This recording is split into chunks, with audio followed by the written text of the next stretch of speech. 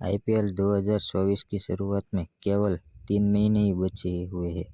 इसमें सभी फ्रेंचाइजों ने अपनी अपनी तैयारियां शुरू भी कर ली है। 19 दिसंबर को पहली बार मिनी ऑक्शन का आयोजन देश के बाहर दुबई में हुआ था। देश विदेश के कुल 333 ही खिलाड़ियों ने हिस्सा लिया हुआ था, जिसमें देश विदेश के कुल 333 खिलाड़ियों ने हिस्सा लिया था। उसमें से सिर्फ 72 खिलाड़ी ही सोल्ड। इस ऑक्शन में सबसे महंगे खिलाड़ी मिचेल स्टार्क और पैट कमिंस को हैदराबाद ने 20.50 करोड़ की कीमत देकर अपने टीम के साथ जोड़ा है। पैट कमिंस को सनराइज हैदराबाद ने जब अपने साथ जोड़ा तो सभी को यही लगता था कि पैट कमिंस को सनराइज हैदराबाद की कप्तानी दी जा सकती है। हालांकि आपकी जानकारी के मुताबिक बता दें कि सनराइज हैदराबाद पैट कमिंस को अभी कप्तानी देने के मूड में नजर नहीं आ रही है। हैदराबाद पैट कमिंस पर कोई दबाव नहीं डालना चाहती, जिसकी वजह से उसके प्रदर्शन पर कोई असर पड़े।